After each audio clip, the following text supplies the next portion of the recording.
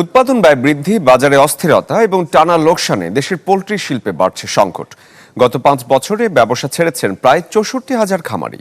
শিল্প টিকিয়ে রাখতে নীতিগত সহায়তা ও ন্যূনতম লাভজনক মূল্য নিশ্চিতের দাবি বাংলাদেশ পোল্ট্রি ইন্ডাস্ট্রিজ অ্যাসোসিয়েশনের। উৎপাদন ব্যয় বৃদ্ধি, টানা লোকসানে পোল্ট্রি ব্যবসা ছাড়ছেন হাজারো উদ্যোক্তা।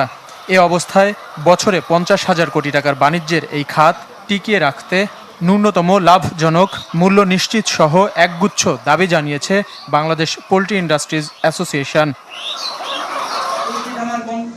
জাতীয় প্রেস ক্লাবে বাংলাদেশ পোল্ট্রি ইন্ডাস্ট্রিজ অ্যাসোসিয়েশনের সংবাদ সম্মেলনে সংগঠনটির নেতারা জানান, দাম বাড়ছে এই খাতের সব ধরনের উৎপাদন উপকরণের, ফলে ক্ষতির মুখোমুখি প্রান্তিক ও ক্ষুদ্র খামারিরা।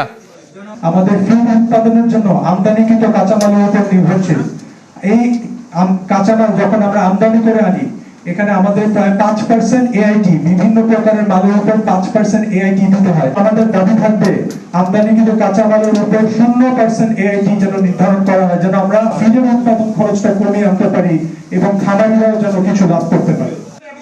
বাংলা কিউআর, যেখানে নগদ পেমেন্ট সেখানে।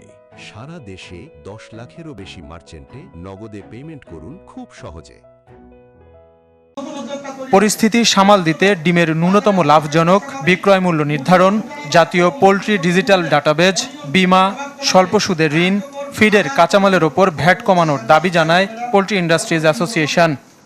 10 টাকা 30 পয়সা হয়, সেটা যদি 650 টাকা করে বিক্রি করতে হয় 4 টাকা, নিয়ারলি 4 টাকা, তো 6 কোটি যদি উৎপাদন হয় তাহলে 4 টাকা করে যদি হয় তাহলে 24 কোটি টাকা প্রতিদিন লস হচ্ছে, এভরিডে।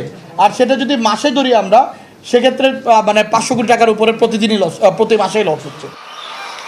সংগঠনটির শঙ্কা, দ্রুত কার্যকর পদক্ষেপ না নেওয়া হলে দেশের খাদ্য নিরাপত্তা, কর্মসংস্থান এবং ভবিষ্যৎ পোল্ট্রি শিল্পের জন্য বড় ঝুঁকি তৈরি হতে পারে। সাজ্জাদুল হক, চ্যানেল 24, ঢাকা।